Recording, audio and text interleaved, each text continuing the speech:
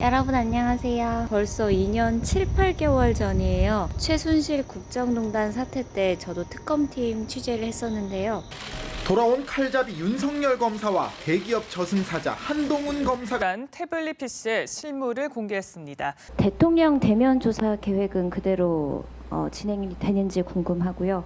그리고 법조계 일각에서 이 박근혜 대통령 직접 조사하지 않은 상황에서 이재용 부회장 대해서 구속영장 청구한 게 다소 무리였다라는 지적이 있는데 여기에 대해서는 어떻게 생각하시는지요?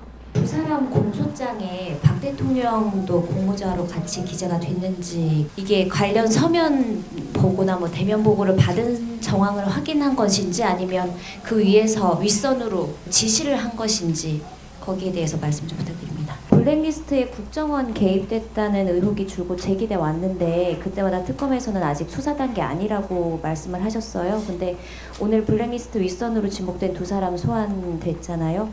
그러면 조사 끝나는 대로 국정원에 대한 압수수색이나 관계자 다시 부를 계획이 있으신지요? 어제 29일에 대법원 선고가 있었어요. 이날 선고는 이재용 부회장의 2심 판결을 뒤집은 건데요. 2심에서는 삼성이 대납한 정유라의 승마 지원 용역 대금 이게 한 36억 정도 되거든요. 이거는 뇌물로 인정을 했지만 삼성이 최순실 측에 제공한 말세필 그 말세필이 무려 34억 원이고요. 동계 스포츠 영재센터에 지원한 16억 원의 대금은 뇌물로 보진 않았어요. 대가성이 없다, 뇌물이 아니다 이렇게 판단을 했어요. 2심에서. 하지만 그 대법원 판결은 달랐습니다. 말 구입액 자체가 뇌물에 해당하고 영재센터 지원금도 삼성의 경영권 승계와 관련한 부정한 청탁의 대가로 지급한 거다. 그래서 뇌물이 맞다. 이렇게 본 거거든요. 그래서 2심에서는 징역 2년 6개월에 집행유예 4년을 선고받았던 재판이 파기환송되고 말았어요. 실형이 선고될 가능성이 높다. 이렇게 좀 보고 있는 시각이 많더라고요. 삼성은 계속 그게 뇌물이 아니다. 대통령이 요구하는데 어떻게 그거를 우리가 가만히 있냐, 어쩔 수 없었다 이렇게 얘기를 하는데 그런 주장이 받아들여지지 않은 것에 상당한 아쉬움을 또 표하면서 과거의 잘못을 되풀이하지 않도록 기업 본연의 역할에 충실하겠다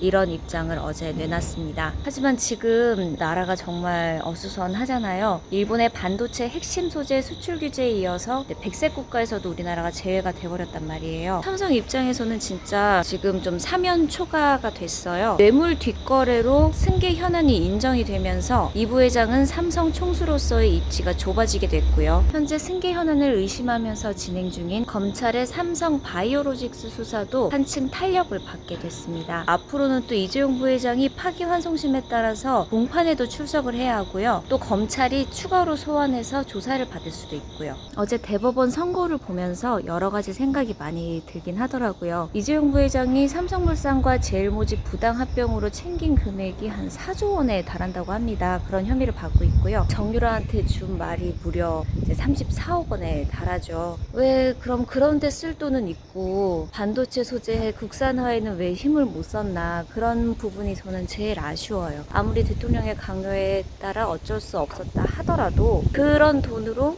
중소기업이랑 좀 상생을 했으면 동계 스포츠 영재센터 지원하고 그 말 용역 그 대금 지원하고 그럴 정신에 그럴 시간에 그럴 돈이 있었으면 반도체 소재 국산화에 힘을 썼으면 우리 중소기업이랑 좀 상생을 하지 진짜 좀 많이 안타깝다는 생각이 들어요. 이건희 회장 아들의 잘못과 또 삼성전자 부회장의 그 책임 이거를 지금 별개로 나눠서 생각하기가 되게 어려워진 것 같아요. 이런 시국에 또 기업 총수가 자리를 비우게 되면은 더구나 옥살이를 하게 되면 그게 또 지장이 없다고는 말을 할 수가 없으니까 제가 그렇다고 해서 편을 들어주는 건 아니에요. 그 별개를 진짜 나눠서 봐야 되는데 정말 여러모로 되게 속상하고 안타깝습니다. 오늘도 영상 봐주셔서 감사드리고요. 그럼 우리 다음에 또 만나요. 안녕.